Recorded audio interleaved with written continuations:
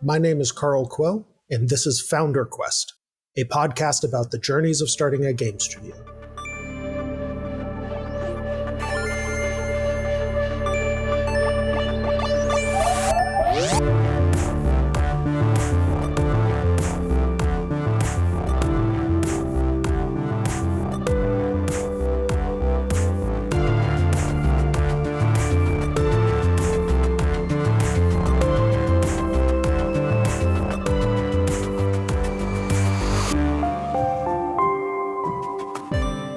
Andy Mauro is a second-time founder whose initial company was in the tech sector, specifically customer service chatbots. He shares how that first founding journey compared to the one he's on now in the game space with Storycraft, which he founded in 2023. There are two parts of this chat that I really enjoyed. How he took his expertise and experiences from tech and early AI and adapted them into the game space, and how his experiences being a coach for others has built up his ability to support himself on his founding journey. While I've interacted with coaches in the past, Andy has gone far deeper on the topic, and I found his thoughts really valuable. This is a good one. Let's get to the interview.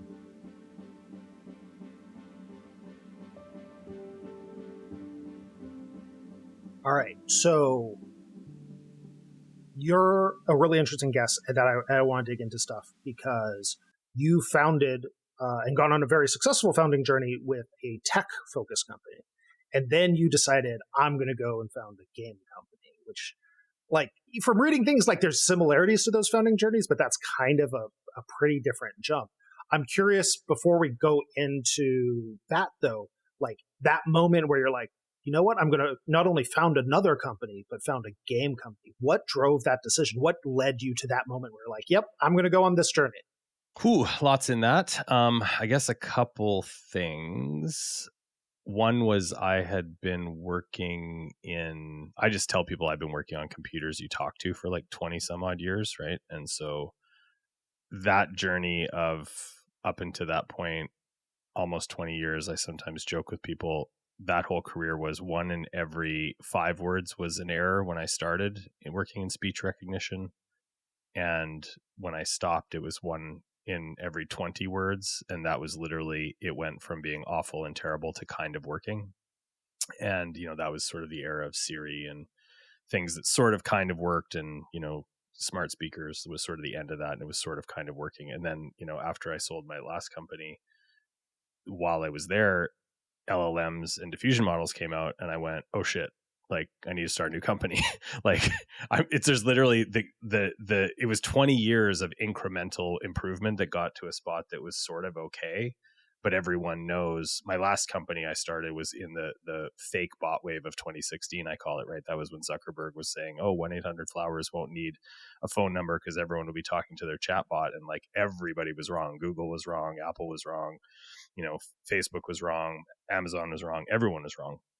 It never really got there, and it didn't get there because the tech had maxed out and it was still basically dumb chatbots. And you could build businesses around that, but you had to be careful around what you couldn't there was a lot of AI snake oil back then too. And so then I went, oh damn, this stuff actually looks like it's starting to work. It's it's not like it's a whole new architecture, but it was sort of the culmination of a lot of stuff, deep learning and all that stuff, and all of a sudden it starts working, right? And so I went, oh damn, I need to start a new company. So part of it was seeing ground zero, the beginning of the next 20 years of incremental improvement. And I went, oh, this just feels like I have to do a new thing. And then in terms of starting a game company, I was like any good geek, right? I mean, my background is computer science, but like any good geek, it was like all of my love for this stuff started from games. The first thing I ever programmed was kind of like a game. My favorite program I still wrote ever to this day, even just as like a student, it's a bad program, but it was one of the first one I truly loved was a game. Games have been a huge part, tabletop, D&D, board games, and of course video games of all stripes. I've been playing since Atari, like I'm an old guy. And so I loved it. And I was like, I really just wanted to start a game company is the honest truth, but I'm not so stupid to just go out on a whim and a limb like that. And so I went, okay, you've got this technology. I sold my first company. So I'm like, I want to do something I really, really want to do and I'm passionate about. And and then I also, there's that old startup advice of doing something small is just as hard as doing something big. And so I definitely learned that lesson. I think I went too small in my last company as trying to like de-risk it and make it successful. And so then I looked at it and I put all those things together and I went, the biggest possible opportunity at a business level that I can see, so I've already got all the other bases covered of like, I love it and I'm passionate about it and I really want to do it. And, that, but then looking at it through a business lens, I went, I just can't see in a $200 billion gaming market. I just cannot see a bigger opportunity than going after UGC in a real way. Like I still maintain Roblox is not UGC, UEFN is not UGC. I would even say Overwolf is not UGC. It's all technical modding through to programming, right? It's studio tools for Roblox and UEFN. It might be easier than Unreal and Unity, but it's still programming. And it might be a solo 12-year-old in their basement. That is definitely kind of cool, but it's not, in my mind, a UGC to me is social media. It's consumers, people that make the content are consuming the content.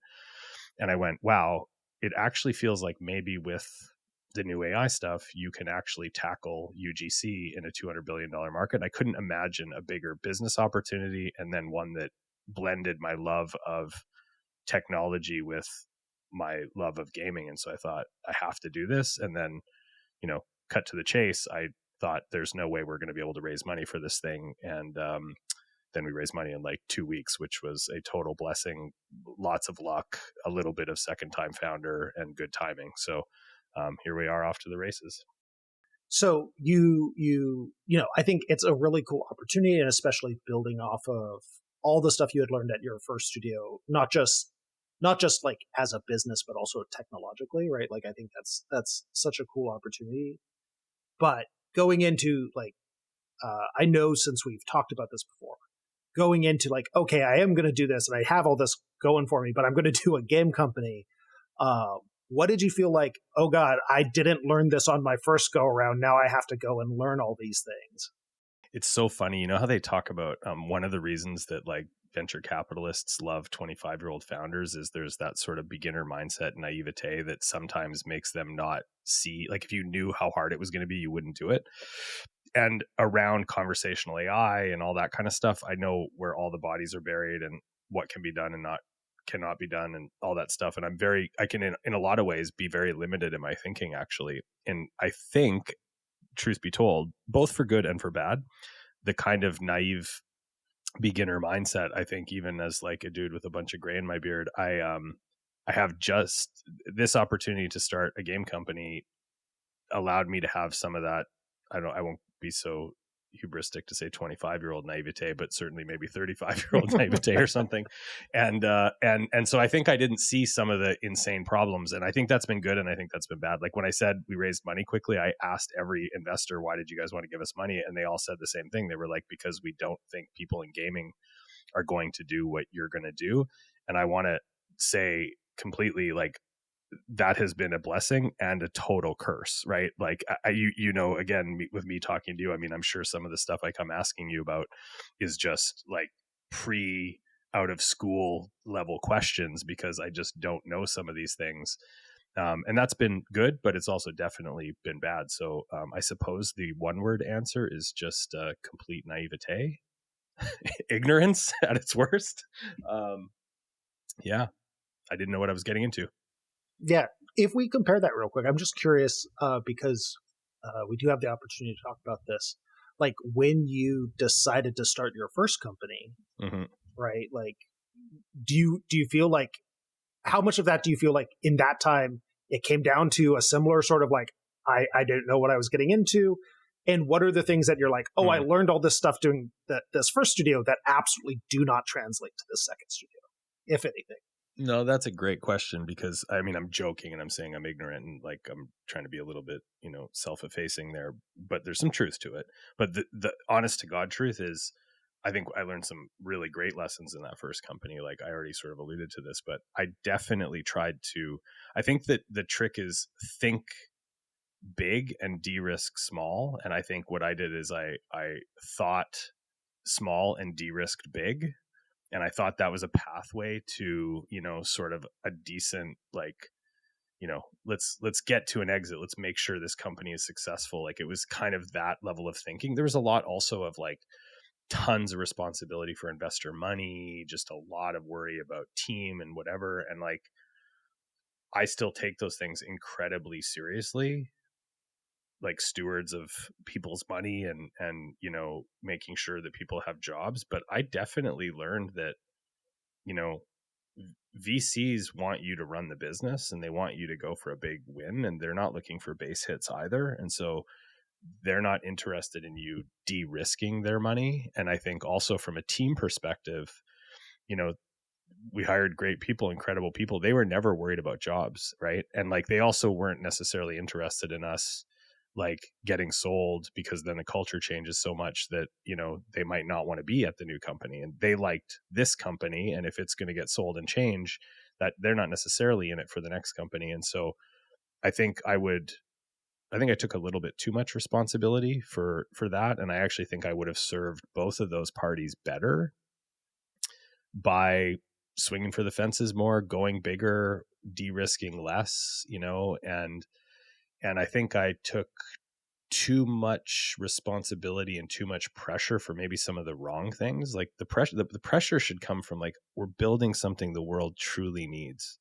Like, and you can build a game that the world truly needs. We all know that, right? Like, I'm not precious about like, you have to work on, you know, quote, big important problems. I think games are big important problems, but I think really focusing on serving something way larger than yourself. And I think, if I'm being honest, like, sucks to say a little bit, but that concern to be successful ultimately was kind of a selfish motivation. Like, I didn't want to fail for investors and I didn't want to fail for employees, but I think it was probably at its root me not wanting to fail, right? And so I think I told myself a story that I was a steward for investors and I was looking out for people, but I think at the end of the day I was just really too concerned with failure, and I think that made me tight.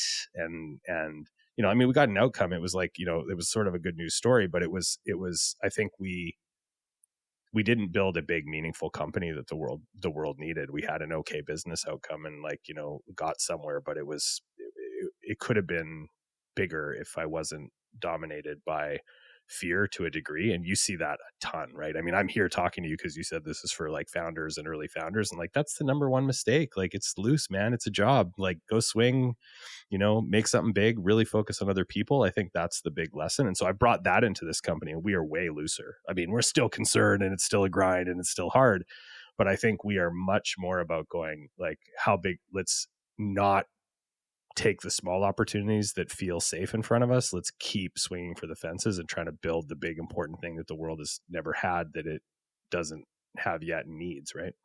Besides that sort of idea of, you know, not, I mean, it's easy to say and very hard for any of us to do, of, hey, don't internalize your fear of failure to stop you from swinging for the fences, right? You know, for those folks who might come up to you and be like, hey, man, you're a second time founder. You founded 2 companies. I'm thinking about founding a company. I'm almost sure I want to. What is the big pieces of advice or nudges you would give folks on that precipice?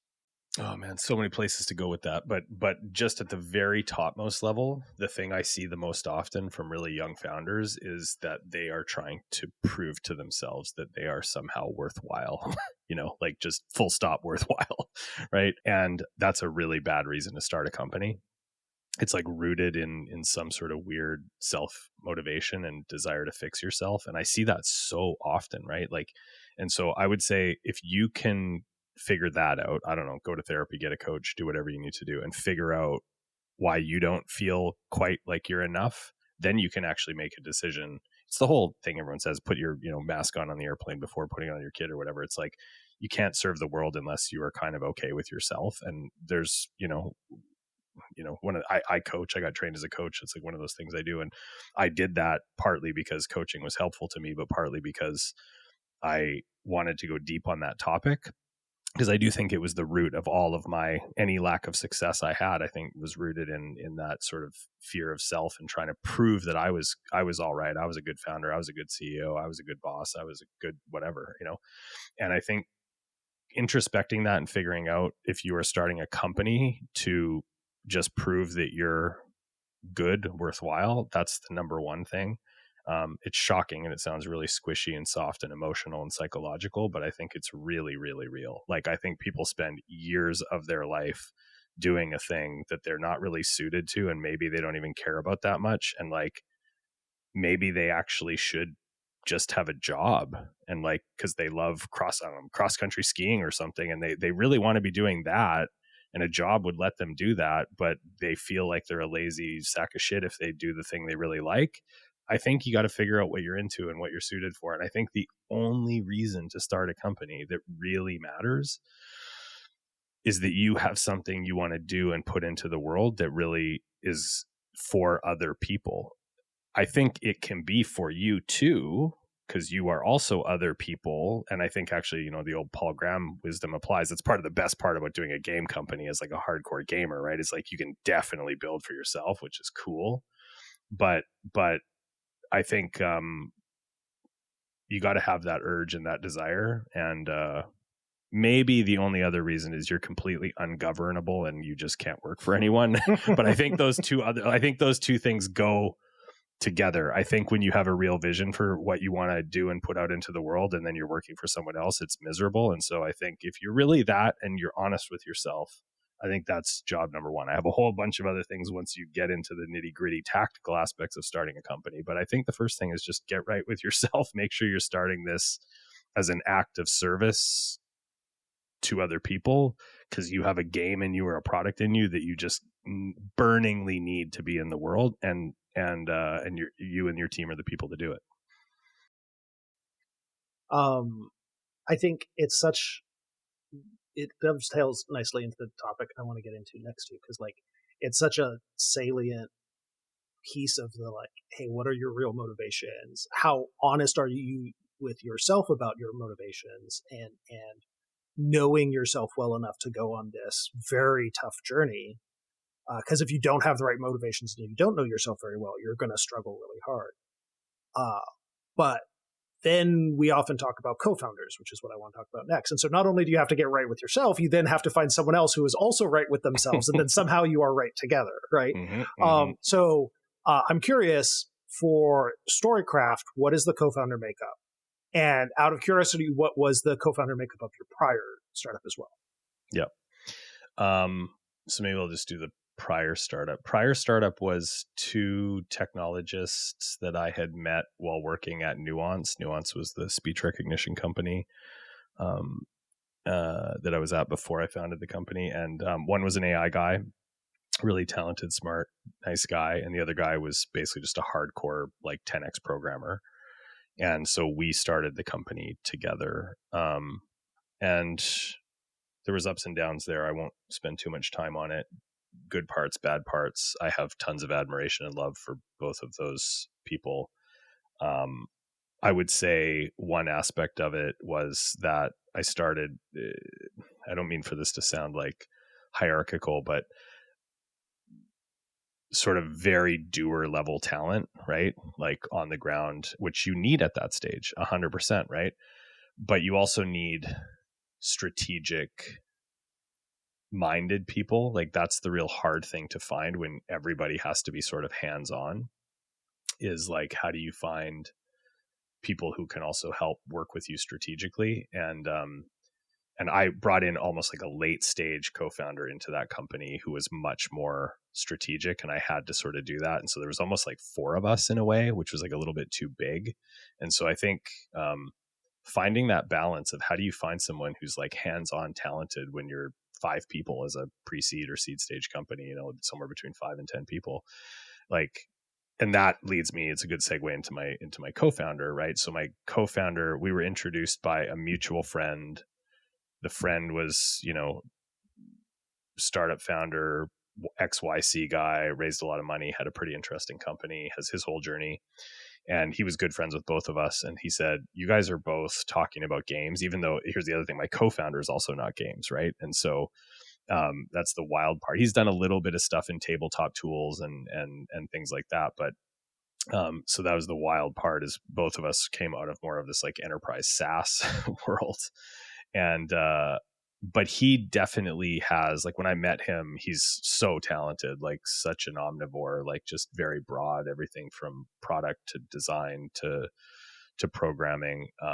So he's like a real gift in terms of his ability to do anything. I'm generally like, you know, I still kind of adhere to that job of the CEO is, you know, set strategy and vision, hire and retain the best talent, make sure there's money in the bank. And that's a full-time job. I spend a lot of time in product for sure, but like, you know, fingers on keyboard, mouse, design. I mean, product I touch a lot, but I'm not doing design. I'm not programming. Right. And so, he's amazing in terms of his breadth and depth, but importantly, like if it's time to sit down and have a strategic conversation, like he can keep pace, right? He's younger than me and doesn't have, you know, significant kind of like executive-y leadership experience, but he definitely has the brain for it. And so that's been really, really nice. The other thing I would say is he has I don't know what the right word is. I'm not into this like hustly, like toughness kind of thing. I don't think it's actually toughness is the right word, but there's a resilience to him for sure. Right. Like, and I think like startups break people, man. Like it's the uncertainty that breaks people. I've seen it happen so many times, right? Where it's like people, it's the whole thing of like the only fear that there is fear of the unknown, right? And like startups are just pure fear of the unknown, right? You don't know where it's going. You can't know where it's going. And then you don't get macro wins almost ever. You get micro wins, and you need to get good at finding those and rooting those out and celebrating them. But everyone knows those are not the same types of wins. You know, it's not like you're working at a public company and they have a big launch and like the stock price goes up by like a house level amount by in your like, you know, vested options or unvested options. Like you really see macro movement when you work for some bigger companies, and like you don't see that very often in startups, right? You sort of have these big fundraising moments or maybe a launch, and it's pretty binary, the outcomes, and people struggle with the uncertainty. And so I would say two things just to wrap it up is like having someone who of course can do the on the ground job, but who can also keep pace strategically with the higher level aspects of the business, and be a partner to you in that. And then secondly, who just has a resilience and an ability to handle uncertainty without sort of like crumpling is so valuable. And so I feel very, very lucky to have both of those things. And I think ultimately, even though we didn't know each other for a long time, you know, and I think that's the best answer is know people and have worked with them for a long time. But absent that, getting an intro from someone that really knows the both of you for many, many years has turned out to be pretty positive. And then I would say the last part of it is we spent months together before we decided to pull the trigger on this thing, right? And he in particular, like I'm a total monogamous committer in like all aspects of my relationships. He was much more skittish about like, is this going to be the right thing? Which I actually think was good, because I think we spent more time kind of testing each other, you know, before really jumping in. I think there's often a sense that there is a right mix for co-founders. And I think what you sort of shared is true of like, it's so much more about the type of mind and the type of sort of like, do you have I think the term du jour within VC circles is, do you have the grit to get through startup life? But often, you know, especially in the game space, I think you talk about like, okay, who's the technical founder and who's the product founder and who's the design founder? Do you have an art founder? That kind of stuff. I'm curious, like, as you guys were sort of on your path to co-founding, was there a conversation about like, do we not have the game founder? Do we not have the right like design founder? Either internally from your guys' discussion or externally from people you were talking to, and how did you end up thinking about that? Yeah, it's a really good question. I could imagine some younger people listening to this and being like, what are you guys crazy? Like, it's all about skill fit, right? Like who's going to do this job and who's going to do that job.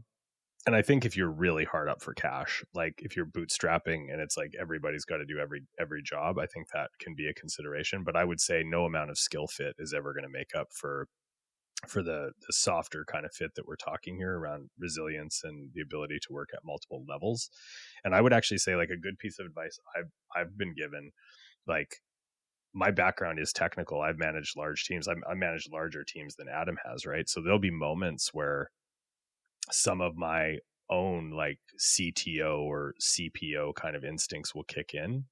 And there was a moment where I was somewhat bothered by this, because it was like, oh, we all, that's Adam's job, or, I shouldn't be doing this. I'm the CEO. I should be doing that. And I think it doesn't matter at this stage, right? It matters later. Like clearer boundaries and goal setting and stuff matters, like, once you get into a larger company, but I don't think it matters almost at all, like pre 10, maybe even pre 20 people, right? It's like, there's that old adage of like, whose job is it? Yes, in startups, right? And it's like, whoever can do it and whoever can do it well, right? And so we're much less concerned with like hard lines on stuff. There's clearly things that I should be doing and clearly things he should be doing, but on the edges, we support each other. And I don't worry too much about that. And that was actually a good moment for us to just get through, right? To go like, hey, right now, let's do whatever we need to do to be successful, whether that has me doing something more technical or you having doing something even more fundraising or marketing or managerial business. Like whoever is in the best position to do it, let's do it. And so we have to be careful in front of investors, and like, you don't want to like create that fuzziness in front of other people, I think. And that's a conversation we have, and that's more to serve them. It's not to obfuscate or hide anything. It's just, you don't want people to be confused about that, sometimes at that level. But no, I would just say, I don't know if it's answering the question, but we're not that concerned with that. I do think if I was saying, co-founder interviews for like a younger person, the skill fit is really not the most important thing. It really is not. I mean, you have to be able to do the job. So like, yes, but I would say people way over index on the, like, if we're talking psychology, like the conscientious elements of doing the work and grinding. And it's like, it's so much more about the ability to think clearly, be unemotional, like to a degree, or actually what I would say is get through the emotion. That's actually the wrong way to say it. People think you shouldn't be emotional. I actually try to create a culture where I'm like, emotion is going to happen. That's a fact. We literally are human beings, and we have chemicals coursing through us, and that's going to happen. How do we get really good at dealing with those emotions, moving through them, acknowledging them, but making sure that we have a focus on, our North Star and our purpose. And we can get into it, but it's a whole other longer conversation about like, how do you interview people for that? And how do you, to a degree, it's really, is this person concerned with making an impact that is positive for the world? I know that sounds grandiose, but I think that's the right ambition level. And if they have that burning desire and they're much less interested in whose job is this, whose job is that, whose title is this, whose title is that, I think that actually bodes very, very, very well, as opposed to trying to go find the quote technical person versus the quote business person. I think you need to have like role alignment. Who's going to manage, who's going to be kind of the people person, who's going to be the driving force around getting stuff done, definitely. But I wouldn't say it's like who's the graphic design person versus who's the front end programmer person. That's you'll figure that out unless you just have absolutely no money. You have to be great at hiring, and you need to be good at finding people. That's a more important skill than making sure the first two people can do every job, or are perfectly synced at I would say psychological alignment is much more important than skills alignment at this stage. How do you, speaking a little bit towards that idea of like moving through emotions and sort of making space for them and dealing with them, for specifically between you and your co-founder, how do you guys make decisions and deal with disagreements in that space? That's a good question too. We worked with these guys, really, really smart guys. I'll even give them a shout out. There's a company called Core Sciences. He was actually on Lenny's podcast, so everyone knows that. A guy named Evan, and then a guy named Kyle, who has a company called Purposeful. And these guys are ex-founders in, YC founders, successful exited founders, but they've really dedicated themselves to understanding kind of modern leadership. And that sounds so hokey and goofy, but there's kind of the operational aspect of it, like all the books that everyone knows from take your pick. Like there's so many grinder books that talk about operations, like from hard things about hard things, 0 to 1 and lean startup, all that bullshit. Right. And then there's like the softer, like team books and psychology books and, the sort of good to greats and 5 dysfunctions of a team. And like the problem with all that stuff is like, there's one version that helps. We've basically talked about it here today. We sort of said, hey, there's the get right with yourself psychology part, and then there's the kind of like skills based operational aspect of it. And very few systems tie those two things together. They treat them almost as separate disciplines. And so these guys have worked on aligning those systems, and we actually worked with them from the earliest days of the company formation. And this is going to probably sound standard, but it's not, is we worked with them on making sure the most important thing to making sure you can get through disagreements is making sure that you have a purpose. Like a lot of companies would call this like mission, vision, values. I think that's kind of bullshit, because mission, vision, values tend to be really inward looking. Here's what we believe. Here's what we think. Here's what our values are. Here's what our mission is. And purpose, they taught us a question, which I think is a great question that any founder should be able to ask themselves, which is, why is the world going to be glad we exist? And it's such a subtle and disarming question. And if you actually look to answer it honestly, it actually is going to answer all these questions we've talked about. Why are you in it? Why is your co-founder in it? Are you guys actually doing this to build something impactful and meaningful to the world? And like, there's simple answers to these. Like the example they gave us, for example, is, why is the world glad Warby Parker exists? I mean, this is not a gaming company, but abstracting it, right? And they go, because people like cheap, fashionable eyewear. That's like a service to the world, right? It's like, and if you wear glasses like I do, that actually matters, right?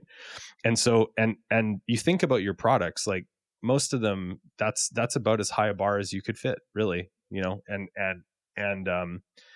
if you think about your company and your game and your studio, it's like, what are you trying to deliver to the world where the world would actually be glad it exists, right? Not like some weird mission statement about what you're trying to revolutionize, but just regular people are glad, right, that this game exists for whatever reason.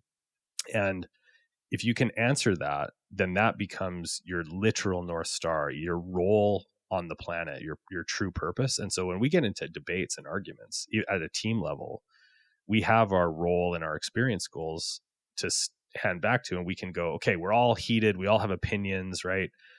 We can ask a question like, let's look at this through a lens of like role or purpose. Like what is the answer there? And the thing that's been so helpful, Carl, to me is, like, I'm sure you know this as a CEO, like this, I always talk about the CEO as like a vantage point thing. It's kind of like you have the highest vantage point. You know, it's like, you're not the player on the court. You're not the coach on the sidelines. You're the, like, this sounds again weird, it's a weird word, but to use the analogy, you're the owner in the stands, maybe in the box. And so because of that vantage point, you can see the crowd, you can see maybe investors, you can see media, you can see the players, you can see the coach. At certain levels, on the ground level, you don't have the most insight. The coach has, and players have the most insight, right? But you have the highest vantage point. So you often have the advantage of a lot of knowledge that the rest of the team doesn't have. And one way that can become super bad is that you are the answer to every question, because you have this vantage point and you always are the winning argument. And that can be so destructive.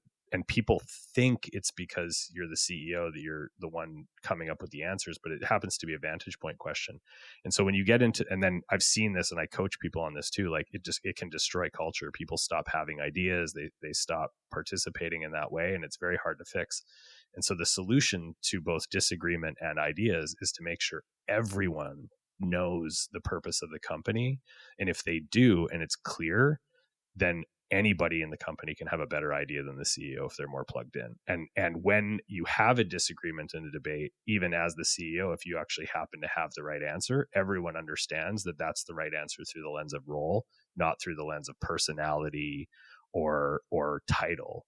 And so that's a very abstract answer, but that actually is the answer, is that it's, and I didn't have this in my last company. I knew what the right answers were often. And so, but it would come across to people as an in the moment, oh, Andy's making this up. And it's because I didn't work as hard as I worked this time to externalize the purpose of the company, so that thing is more important than anybody, more important than me, more important than investors. It's the reason we exist.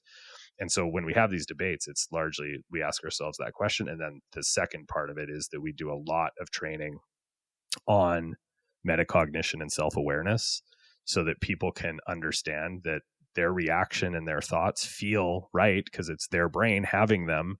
But we have just the word self-awareness and metacognition inside the company gives people the opportunity to recognize that even though they might have a super strong opinion, most of them are weakly held because we understand that it's just an opinion and we're trying to find the truth and the right answer through the lens of our purpose and role.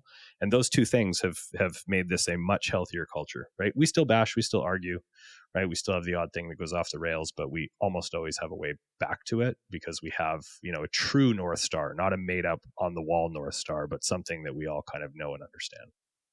Yeah, that makes a lot of sense.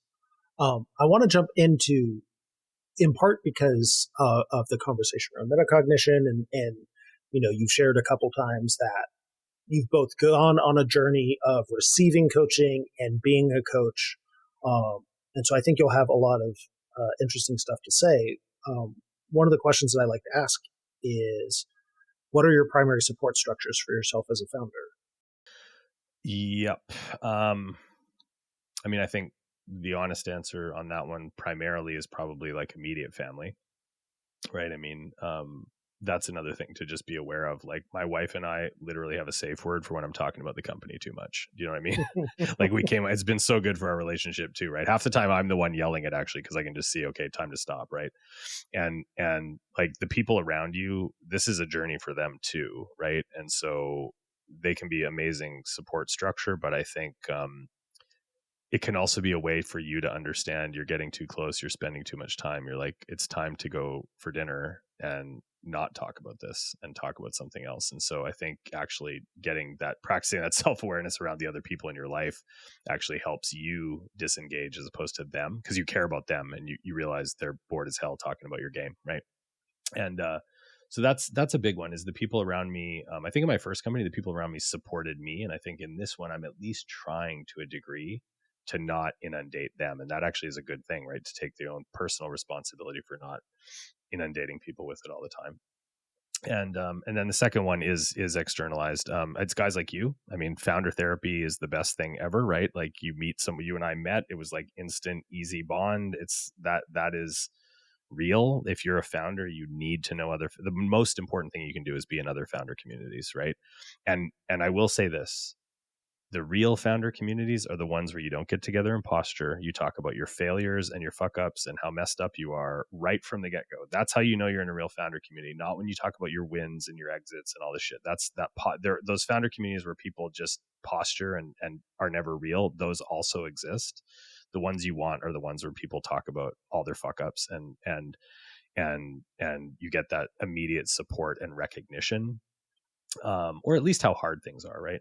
And so I think that would be the number one probably. And then there's some structured ones. Like I lean on my investors. Not everyone does. I think one thing I always say to people is your investors are your partners. And if you take a combative view of your investors as just money people or your boss or something, I think you're missing an opportunity. And I think, it's not like you're always bosom buddies with them, but they can be amazing sources of super honest feedback. And it's hard to get honest feedback, right? You can get hard feedback from almost anyone, but what you're actually looking for is the stuff that's true. And it might be hard, but you also need them to be able to look at it and go, this is going right, this is not going right. And they're impartial, but they're motivated. So I do lean on my investors.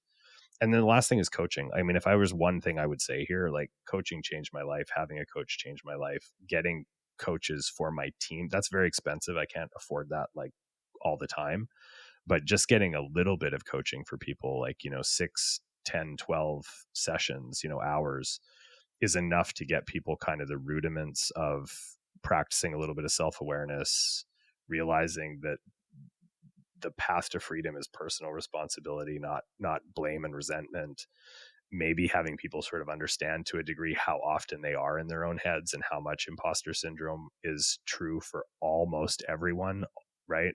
But also recognizing that imposter syndrome and feeling bad is not and cannot be an excuse for not putting other people first. You cannot be successful at any level in any job truly if you can't get out of your own head to serve others. And that's how you build great stuff. And that doesn't matter if you're like a programmer all the way up to a CEO. And so I think it's those things. And I'm seeing the world start to, coaching and stuff like that is not thought of, it's not just a CEO thing anymore, right? It's not just like a leadership coach. I think we're seeing structures and systems to be able to support individual team members with some of that work. And I think that's been very helpful for us. Because I know that you're passionate about this stuff and you've been on this journey. One thing I would love is if you could share a little bit about how you first sort of got connected to coaching, and especially for founders who are hearing this or potential founders who are hearing this who are like, I've heard of this term coaching, but I don't really understand what it is. Sort of like the bare bone basics of like, hey, here's really what it is and here's how to get started if you think you need it on this journey. I think I had a board member in my last company say, hey, like, have you ever thought about getting a leadership coach? And that sort of opened the door for me, because I will say I was, you could not be more skeptical than I was when I heard about this. In fact, when I interviewed my first coach, I'm embarrassed to even say this now, but it was like, I remember saying to him, like, I had more experience. He had never been a CEO. And I was like, how can you help me if you haven't done what I've done, and blah, blah, blah, blah, blah. And he sort of said the right answer to me, right? Which is like, my job is not to tell you what to do. My job is not to advise you or mentor you. My job is to give you the space and the clarity for you to solve your own problems. And he's like, I know how to do that, right? That's what coaching is. And so that's probably about as succinct an answer as I could give. But it really is about finding, you want a professional certified coach. There is certification bodies out there. People take hundreds of hours of training. It took me a year to get trained as a coach. I'd probably done 120 coaching hours before I ever got certified, and have done hundreds of hours since. And you want to find somebody that has that, because that's another area where there's a lot of snake oil. And if the coach is coming across as a mentor and they're telling you about their experience and their pedigree as a founder, and it's coming across like advice or mentorship, then that's not a coach. That has its place, but that's not coaching.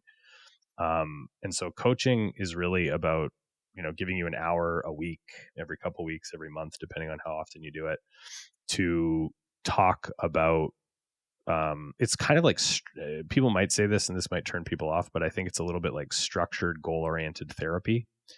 So it's a lot about you talking about what's on your mind, but it'll be in a structure of goal orientation. So that's the way in which it's definitely got elements of therapy in terms of you figuring stuff out for yourself, but it tends to be very goal oriented. And so it's always like, what are you working on? What are you trying to achieve? What are you trying to get better at?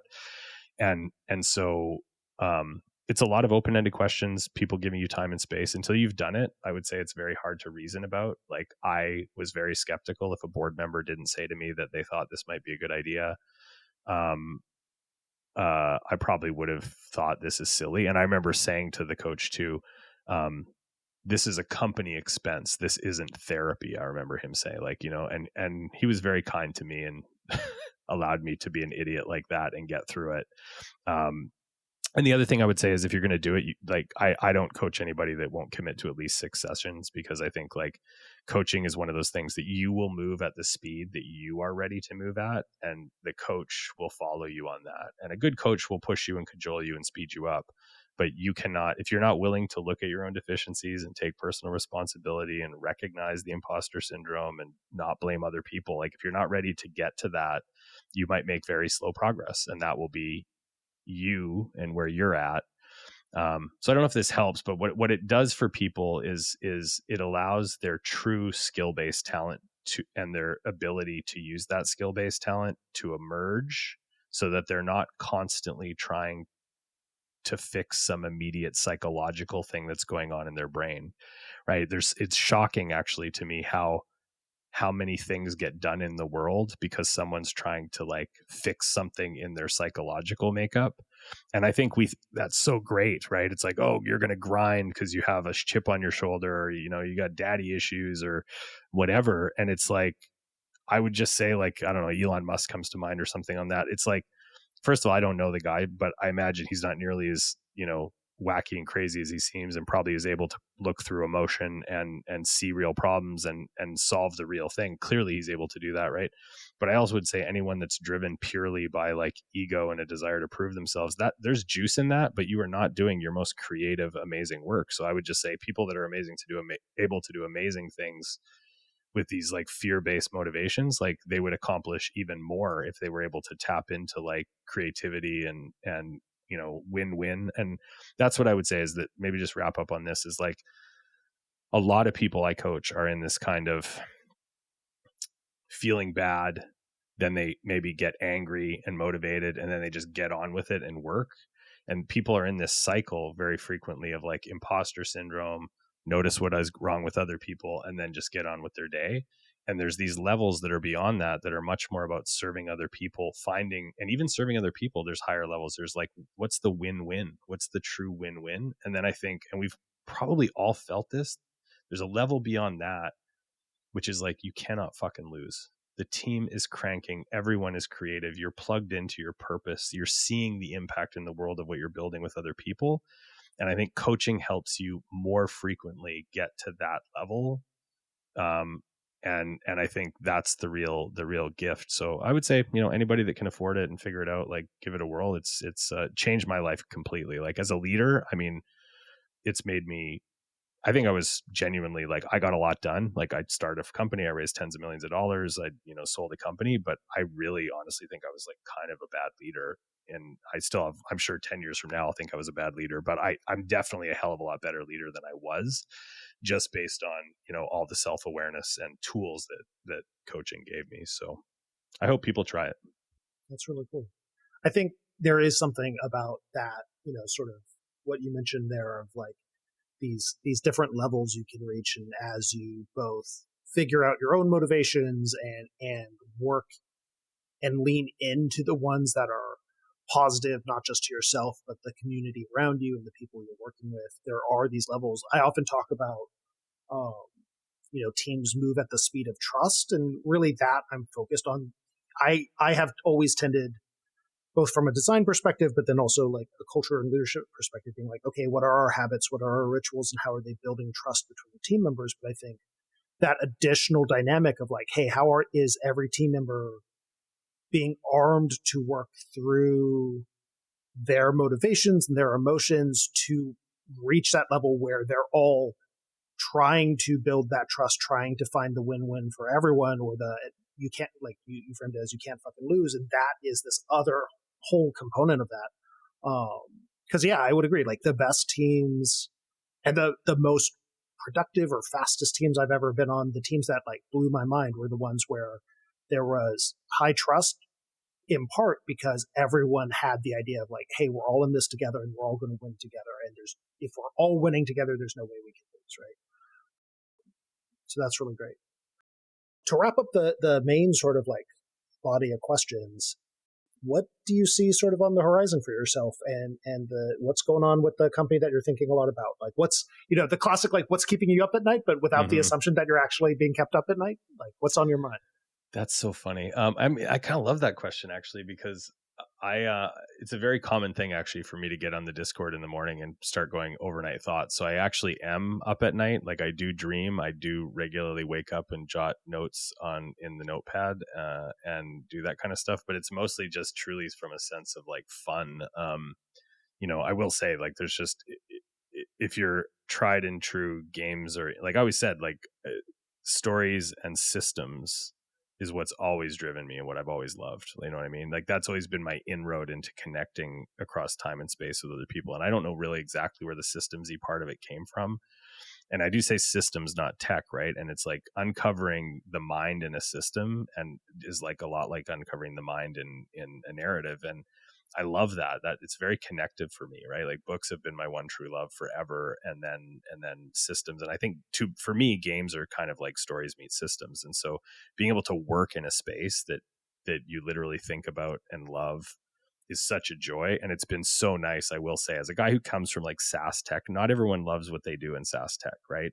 And it's like, and so I've met very few people that don't truly love what they're doing in games. And so, and then people are genuine and lovely and generous. And that's not to say they're not in regular startups, but they are even more in sort of gaming. And so I'm up like creatively and thinking about what we're doing. I know it sounds like a bullshit answer, but it's true. The slightly more, like, let's lean into the less like unicorns and rainbows version of it, though. I will say gaming is also a very funky place to be. Like this market right now, from a fundraising perspective, this market from what the hell is going on in games, like as a gamer, like I see this thing that gets written about, right? As a gamer, it's like a golden freaking age. Like 2023 was one of the best years ever as a person that loves games. And then layoffs is crazy, and the state of, you know, what's getting made, and people chasing AI stuff, and consumers kind of like hating what they're seeing from at least the big companies around AI.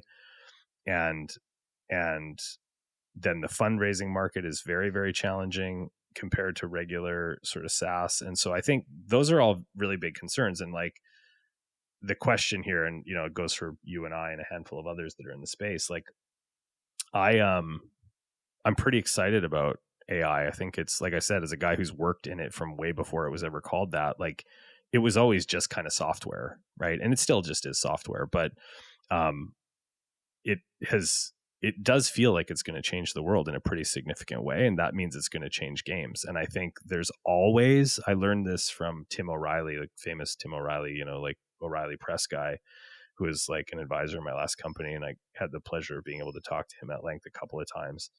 And he has this take on the past generation of AI, which is it's always used, like the dumb version of any technology like that is always to just replace people. Like that's always the least interesting version of it. Like the most like McKinsey, not to diss anyone from McKinsey, but like just the most like management consultant, men in gray suits kind of version of the world.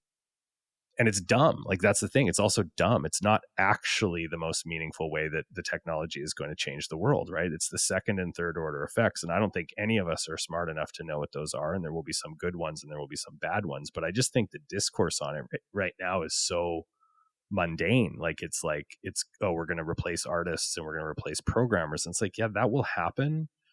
But like all things, you know, I read this huge book on the history of Hollywood, right? And it's like the whole thing about, you know, there was orchestra pit musicians in every small town in America, you know, and then as soon as the talkies came around and their sound came around, it was like, that was like revolts, right? And like, there's always the room for individual harm, and we have to be like super concerned with that as a society and figure it out. But there's always the opportunity. And it's like, I don't mean to make the simplistic argument. It's kind of a simplistic argument about AI, but I guess I just truly believe that there's an opportunity when we talk about service in games. I actually do think one cool thing is that we've been very right. I actually do think games is going to be an area that AI media, right? Like I do believe at some point between 2 and 10 years, like all media will truly just be streamed, like, you know, frame by frame. And that's so monstrously huge in terms of how that's going to affect the world. And I think there's so many amazingly incredible positive outcomes that are going to come out of that for people who are creative and who love stuff. And I think that there is also a dark, evil path that could be taken. And so the thing that's really keeping me up at night is like, how as two guys who got in early, maybe even too early into this space to try to figure out like the non-monstrous evil path, the way that this can be used to create amazing games, maybe not replace. I mean, I love super authorial, opinionated games, but I think there's room, as you and I are discovering and others are discovering, there's room for something else that's also new and interesting. And so I think that's probably the main thing is, how do we use this moment? You and I have been able to raise a little bit of money. We have a little bit of time.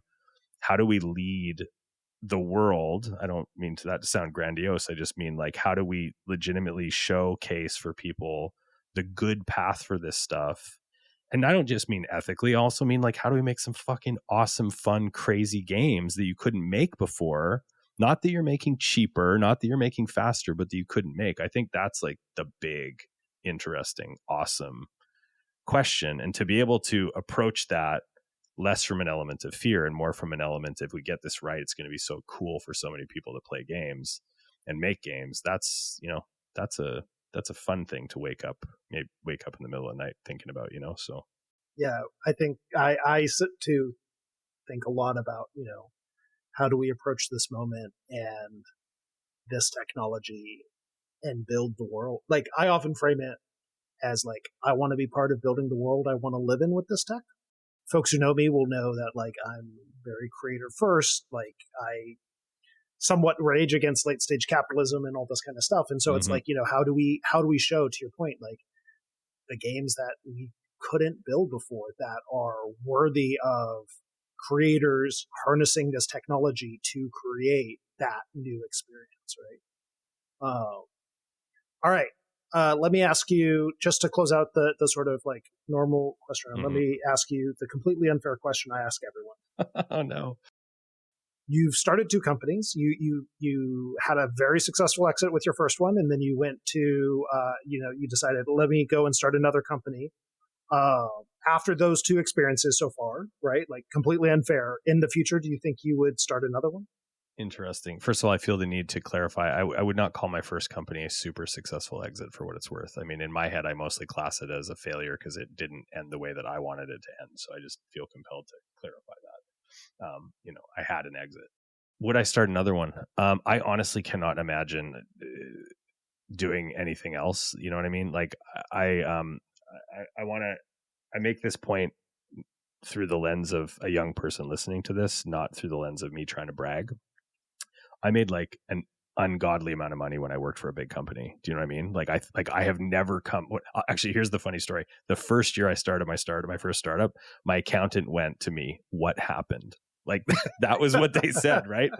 And I have never come anywhere near to that, at least from like a salary perspective, right? And I don't think I ever will. So like I have left real sort of like slow salary sort of money on the table to do this. And as a young person, you might not do that, but I want you to think like, what would happen if you were making like $750,000 a year, or like engineers are getting paid like $1 million a year, like you can get low grade rich working like that. And you're going to give that up to be a startup founder. You're going to work under market for years. Right.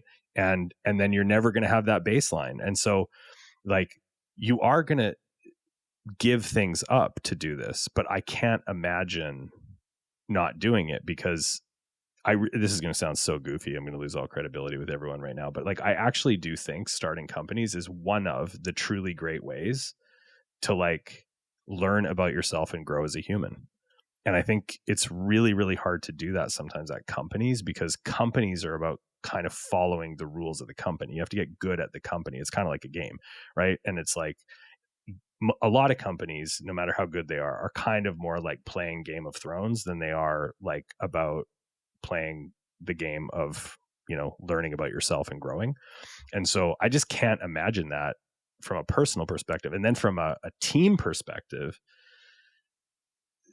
there's no way that you're ever going to have it. You'd be monstrously lucky to work in a larger company and find a team that, like you said, moves at the speed of trust. Like that only really truly happens in startups. You can have great teams. You can but Evan, one of these guys I talked about before, that when we started our company, helped mentor us from our culture perspective. It sort of said like, a lot of teams out there, like they love to hang out and they love to go for beers and they love the corporate events and they love having lunch together, but like they don't actually love working together, right? Like they might like working together. It might be fine, but like at a startup, this was impossible. We thought we're never going to find an answer, and we persevered and we struggled and we put our fears to the side and we put our debates and fights to the side and we powered through and we found an answer and then in our case, play it with a play tester and you go, oh my God, we figured it out. That's so cool. Like that is the satisfaction of work, not the money, not the events, not the perks, not the outside of stuff. And once you've experienced that, it's very, very hard to go back. So that's a very, as usual, long-winded way of saying, yeah, hell yeah. Hell yeah, start a company again. See, I figured you'd give the very short answer of hell yeah, because I'm ungovernable. But yeah. Well, that's also true. I do think it's pretty. I do think it's pretty hard to have a job at this point. I don't know. What do you think? Yeah, I think I would struggle a lot. The time in between my first startup and my second startup, I enjoyed. To your point, I enjoyed all the people I worked with, but it was not nearly as satisfying as both founding journeys have been. Like, yeah. To your point, it sounds grandiose and overblown, but this is the work that I'm put on this earth to do. So totally, yeah. All right. So I always like to close up the interviews with a bit of a lightning round. These are questions that I asked as part of sort of my co-founder dating when I was talking to potential founders. And really they're baseline questions. They're what I would ask as part of really kind of our first, not our first meeting, but like functionally our first meeting to be like, hey, where would we go? So, Andy, if this determines whether that third startup is you and me or not. So scary. This is so scary. I was so loose until now. I just felt myself clench up. All right. So what is your superpower? I'm just going to say the first one that comes to mind because I don't have a stock answer. I am actually a super consumer. And so like, I think this was very valuable to most of my teams, which is like, it was just like, how the hell do you have that much time to read that much, talk to that many people, be that network, play that many games, like all that kind of stuff. That seems to be beneficial to people. So I'm going to say that. Yeah, I have definitely gotten told by teams, like, how are you all the things that you are, and you've just put like 600 hours into that game and can tell me exactly how all this stuff works. And I was like, well, I just don't sleep. What is your biggest strengths outside of your superpower? I am someone who can change their opinion on a dime. I am not that rooted to my opinion. I'm strong opinion, strongly held, but I also switch almost instantly. And I think that ability to just see a better idea is a big one. I think increasingly, although this is always something I'm constantly working on, I do think that the IQ of the team goes up with me in the room most of the time. I think I think a big job of the CEO is to set a quality bar without that quality bar being fear-based, being aspirational based. I think that matters. I'm really good at hiring. I'm quite good at fundraising. I could be more pithy. Well, what are your big weaknesses? I talk way too much. It's not even a joke, as if anyone can't tell here. I had someone say to me once, I'm a verbal processor. I think that's actually completely true. I think through my mouth and I need to work it out verbally, which can be quite painful for people. I suppose just to flip back, the flip side of that, though, on the strength side, I'm super transparent and vulnerable and open. And I think modeling that is helpful for teams. I definitely can still be emotional, right? Like, it's weird after all this stuff, I can still get triggered totally. And like, I'm not like a yeller screamer, but I can definitely be like come on, like one of those guys. And that's not great. It's the dark side of quality setting, and so I don't love that about myself. I should work out more. I say that as a joke, but I actually mean it. Like, I actually still, even after all this time and all this knowledge and knowing what actually being in good shape is, and the mental game and the physical game are so tied in, and I still just grind too many hours in front of the desk. What are your stress reactions? Food, for sure. I've gotten pretty good on the. I used to would have said probably like booze, like I'll have a couple drinks to like chill out if I can't work out, but I've given that up mostly, which has been good. But it's there. I'd have to watch it. And then the other one is it's an imposter syndrome flare-up mechanism, right?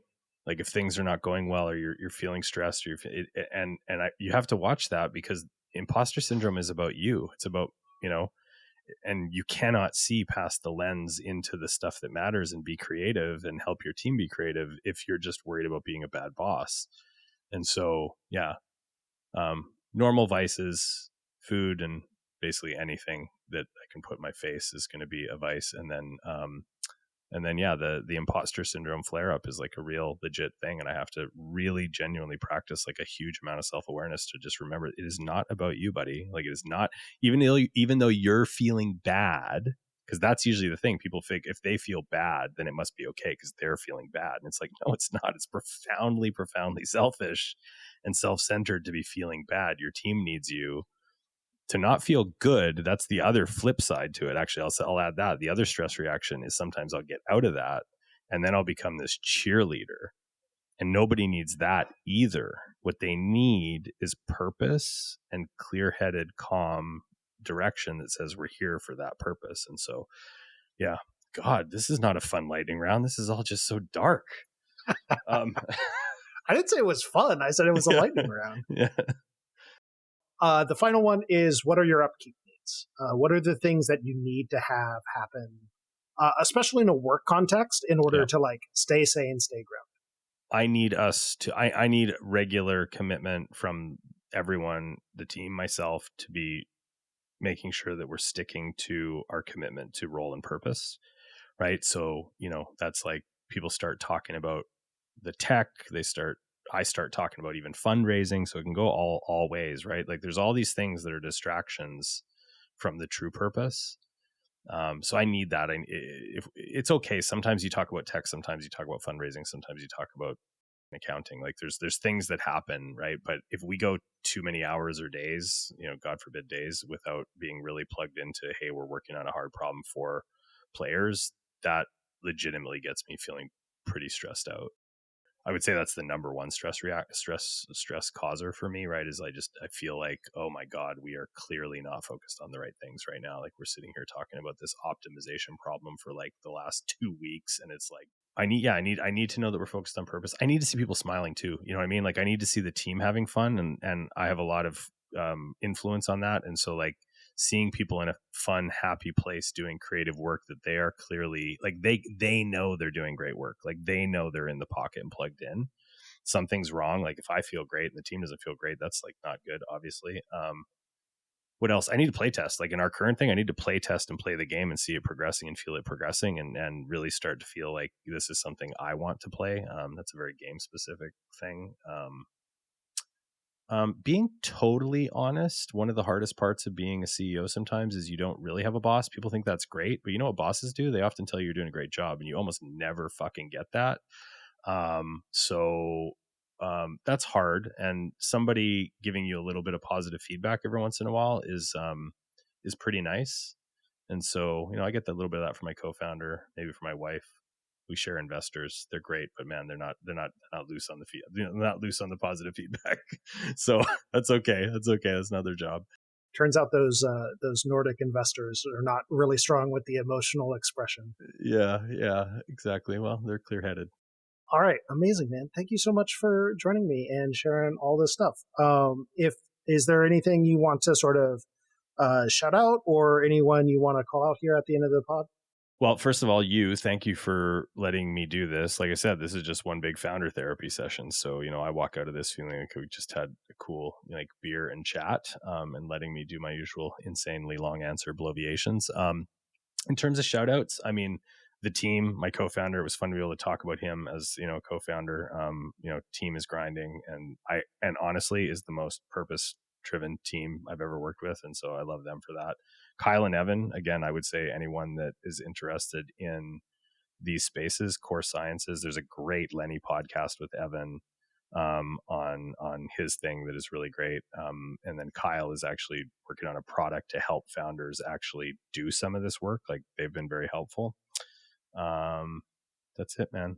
I feel like this is the Oscars. I should be thanking my wife, If anyone who listens to your stories and your experiences here on the pod wants to reach out and ask you follow-up questions or get in touch with you, what's the best way for them to do that? I'm on LinkedIn, storycraft.gg. I'm also just Andy at storycraft.gg. And so pretty present on LinkedIn. Email me.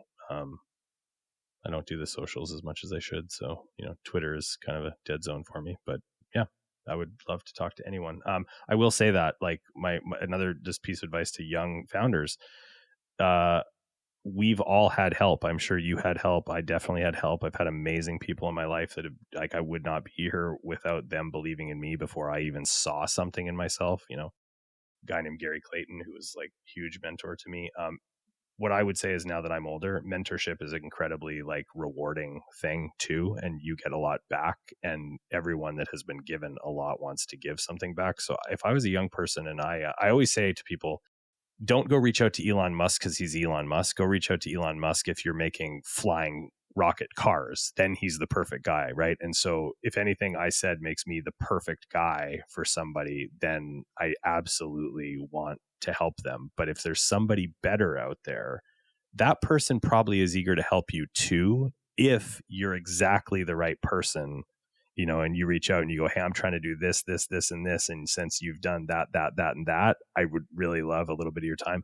More often than not, you get that response. You don't get it when you just reach out to the big name and just because they're a big name. So yeah, I'd be happy to talk to anyone for whom, I'm that person.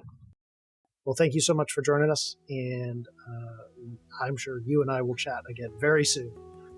Definitely. Thanks for being on the pod. Thanks, man. Super fun.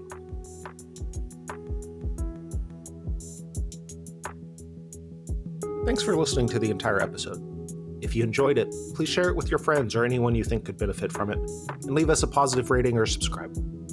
This episode was edited by Christopher Delano, music by Jake Hall, who's available for composer work in games.